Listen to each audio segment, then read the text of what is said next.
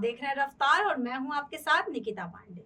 14 सितंबर को हर साल हम हिंदी दिवस मनाते हैं। इस दिन हिंदी को भारत की राजभाषा के रूप में मान्यता प्राप्त हुई थी। हिंदी भारत की मातृभाषा है। हिंदी को देवनागरी लिपि में लिखा जाता है। इसको राष्ट्रभाषा इसलिए चुना गया है क्योंकि देश के विभिन्न क्षेत्रों में सबसे ज्यादा हिंदी ही बोली जाती है।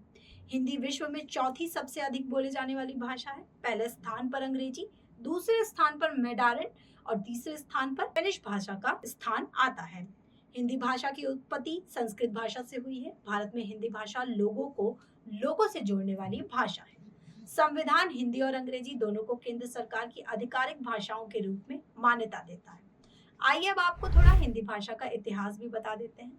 भारत को स्वतंत्रता मिलने के बाद सरकारी विभागों के बीच संचार को सुव्यवस्थित करने और जनता तक पहुंचाने के लिए एक आधिकारिक भाषा की आवश्यकता महसूस की गई। 1949 में हिंदी को भारत की आधिकारिक भाषा के रूप में स्वीकार कर लिया गया। पहला हिंदी दिवस 1953 में मनाया गया था। भारतीय संविधान के अनुच्छेद 343 के तहत हिंदी को आधिकारिक भाषाओं में से एक के रूप में अपनाया गया। वहीं सरकारी कार्यालय, स्कूल और शैक्षणिक संस्थान इस अवसर पर विभिन्न कार्यक्रमों और गतिविधियों का आयोजन भी करते हैं। देश भर में प्रतियोगिताएं होती हैं, सांस्कृतिक कार्यक्रम देखे जाते हैं। वहीं कई जगह पे सेमिनार भी आयोजित, कई जगहों पर शिक्षक और हिंदी भाषा से जुड़े लोगों को सम्मानित भी किया जाता है। इस दिन कई संगठन भाषा को समृद्ध बनाने में योगदान देने वाले लेखकों, कवियों और सांस्कृतिक कार्यकर्ताओं को पुरस्कार भी दिया जाता है। वहीं सोशल मीडिया पर भी लोग हिंदी दिवस मनाने के लिए कई कविताएं और क्विट्स साझा करते हैं। भारत में हिंदी दिवस या राष्ट्रीय हिंदी दिवस के रूप में मनाया जाता है, तो वहीं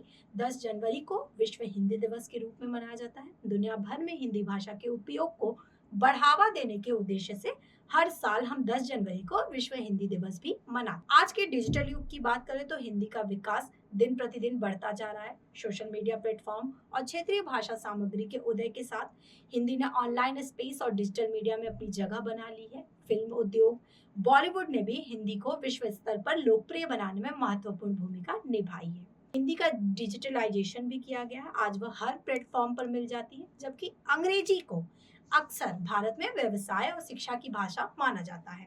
हिंदी जनता की भाषा बनी हुई है। विशेष रूप से आधिकारिक न्यूज़पेपर और सरकारी कार्यालयों में हिंदी को बढ़ावा देने के लिए सरकार का प्रयास ग्रामीण और शहरी भारत के बीच भाषाएं अंतर को खत्म करने के लिए एक प्रयास है। इसे व्यापक रूप से उपयोग के बावजूद हिंदी का प्रचार प्रसार चुनौतियों से रहित नहीं रहा। भारत विविध भाषाओं का देश है और कई दक्षिणी राज्यों जैसे कि तमिलनाडु में अपनी मूल भाषाओं के संरक्षण की वकालत करते हुए हिंदी थोपने का विरोध किया है। इस भाषा विभाजन ने बहुभाषी राष्ट्र में हिंदी की भूमिका पर बहस छेड़ दी। वहीं भारतीय संविधान 8वीं अनुसूची के तहत 21 अन्य भाषाओं को भी मान्यता देता है, जो देश में भाषाएं विविधता के महत्व को रेखांकित करता है।